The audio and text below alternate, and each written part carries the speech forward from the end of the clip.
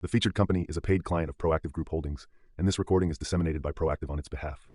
So from my perspective, now really the only thing that can drive demand higher again is to see a bit of price recovery, and then investors I would say, will likely come in because we've seen how strong the demand was during the last bull run, and we're seeing how much limited the outflows were despite the last negative months.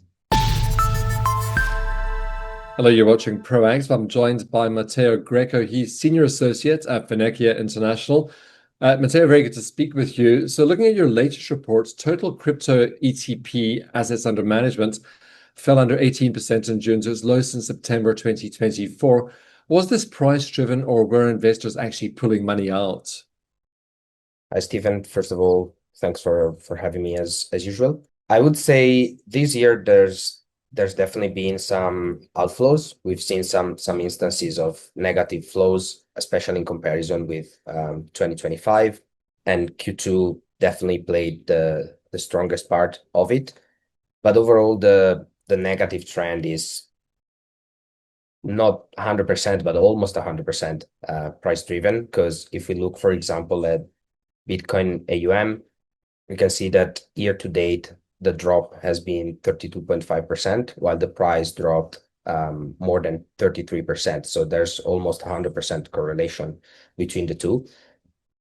Other assets like altcoins showed some negative flows, and we see that reflected in the fact that the AUM year to date dropped 36%, while the total market cap dropped around 30.5%. So there is a bit of discrepancy. So there is a combination of the two factors of negative price action and outflows, but between the two, definitely the price is the most important factor playing the AUM downturn. So Bitcoin ETPs outperformed Bitcoin itself during that sell-off. Assets under management falling less than the price. What does that tell us about investor behavior?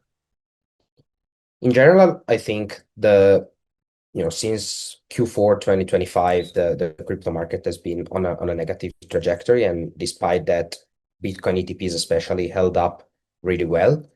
If we zoom in and look at the latest month, there are a few factors to look at, and there's been a little bit of a different play, I would say, in comparison to the past.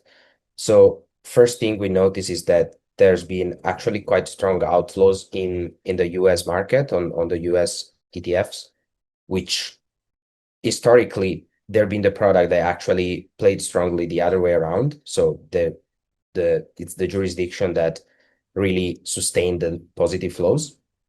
On the other hand, jurisdictions like Europe and Canada saw some positive flows this month, so that reduced the magnitude of outflows.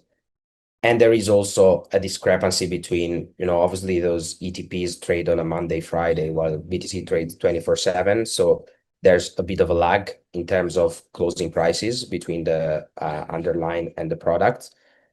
So all these factors led to showing AUM holding up better than the price. But in reality, if we break down all the metrics, we see that June still held up pretty well, but there's been some small outflows. So overall demand is still not there, but considering how strong the price downturn is, the amount of outflows is pretty minimal, which is definitely a strong response. Looking at Ethereum ETP assets under management down 52% year to date, so consistently underperforming the Ethereum price. What's driving that persistent gap? So Ethereum performance in 2026 has been really, really weak, both from a pure price perspective and also from an ETP flows perspective.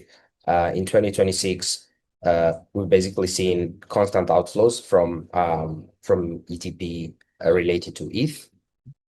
And I would say this is sort of reflecting what we're used to seeing on the crypto market itself. When there's negative price action, investors tend to focus and concentrate more their risk towards digital asset on Bitcoin and the risk on other assets. So Ethereum, I believe, is sort of the Ethereum ETPs are replicating this dynamic, as we've had basically nine months now of overall negative market, and investors have pulled out from Ethereum just to de-risk their position and maybe just kept more exposure to the Bitcoin ETPs.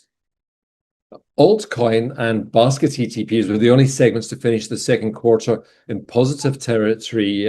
Is investor appetite genuinely diversifying beyond Bitcoin and Ethereum?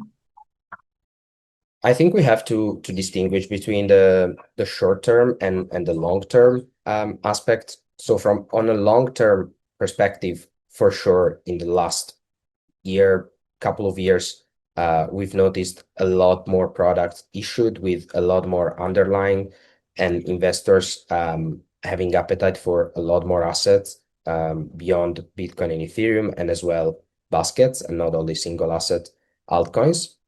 So this is a trend that has been going on for now a couple of years, and looks like it's not stopping, because the offering are increasing and demand for different products, different underlying activities are also increasing. On a short-term perspective, there's Q2, we've seen a little bit of an alt season, so a lot of smaller assets perform pretty well, and that has been reflected in the AUM for altcoins and basket. But zooming out, we can see that from a year-to-date perspective, the AUM of the altcoins dropped by about 29%, and the AUM of basket products dropped about 33.5%.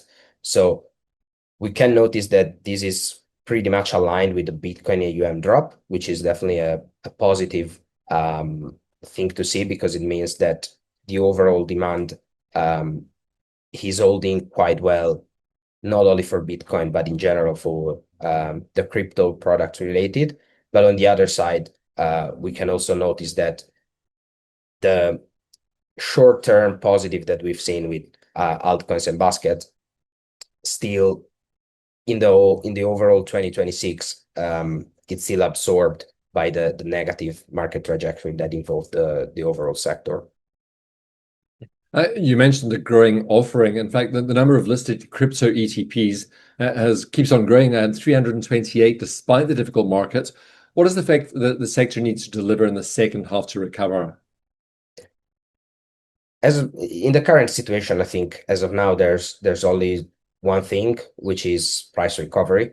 Because as much as investors trust the sector, and we saw that as the magnitude of outflows has been pretty limited, which shows steady demand, and that a lot of investors have come in for long-term exposure, to have reignited demand and have new flows coming in.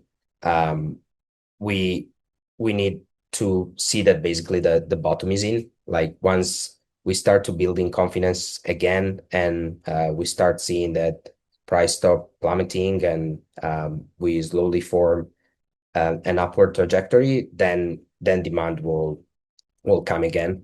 I believe now a lot of investors are cautious, because obviously the market price trend has not been positive, and it's not easy to have demand in such tough market times. So from my perspective, now really the only thing that can drive demand higher again is to see a bit of price recovery, and then investors will likely come in, because we've seen how strong the demand was during the last bull run, and we're seeing how much limited the outflows were despite the last negative months. Matteo, thank you as always for your insights. Great speaking with you. Thank you, Stephen. It's been my pleasure. Matteo Greco, Senior Associate at Fineqia International. The featured company is a paid client of Proactive Group Holdings, and this recording is disseminated by Proactive on its behalf.